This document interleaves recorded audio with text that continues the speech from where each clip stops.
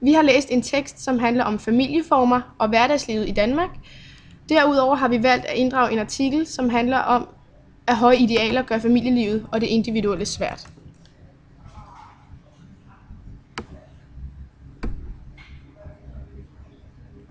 Artiklen, vi selv har valgt, hedder Høje idealer gør familielivet svært og er skrevet af Else Marie Nygaard fra Kristeligt Dagblad.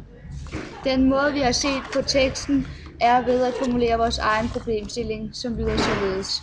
Hvilke konsekvenser har det for fællesskabet, at der er så meget fokus på individet?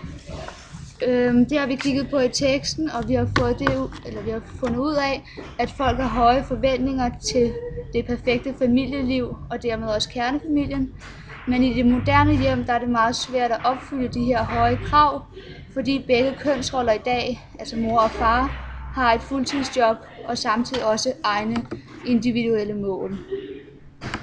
Det generelle budskab i teksten er, at kravene er høje til fællesskabet, men det er de også på alle andre områder, og det kan føre til problemer i familien. Det har vi valgt at underbygge med nogle citater i teksten. Det første citat lyder således. Problemer med kommunikation, skænderier og uenigheder om arbejdsfordelingen i hjemmet og en ubalance mellem familie og arbejdsliv er det, som får danske par til at bestille tid til parrådgivning.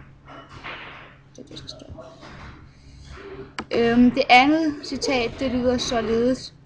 Når man sidder med kalenderne og planlægger den kommende uge, forsøger man måske at få en kabale til at gå op, som ikke vil kunne gå op, fordi vi ikke har erkendt, at det er en kulturel løgn, at man kan levere maksimalt i alle forhold.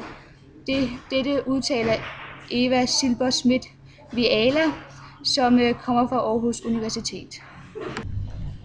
Hovedartiklen handler i korte træk om familier generelt, mangfoldigheden og fleksibiliteten, som har udviklet sig, selvom kernefamilien stadig er førende. Og vi hører om opdragelse, at man ikke har eneret på sine børn mere, men at institutioner, medier osv. også er begyndt at have meget indflydelse på opdragelsen. Og så hører man om, at i nutiden handler det meget om at få fællesskabet til at fungere. Og jeg har et citat. For alle familier gælder det, at udfordringerne i hverdagen vokser. Det skyldes ikke mindst, at samfundet i stigende grad sætter individet i centrum. Dermed kommer alle de små fællesskaber under pres.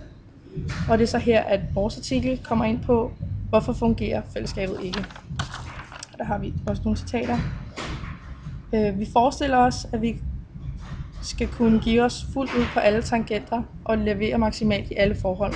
Men følelsen af tidspres og problemer med kommunikationen dækker over, at moderne par stiller høje krav til det vellykkede familieliv, siger Eva Silber Schmidt, som er adjunkt ved Danmarks Pædagogiske Universitetsskole, Aarhus Universitet.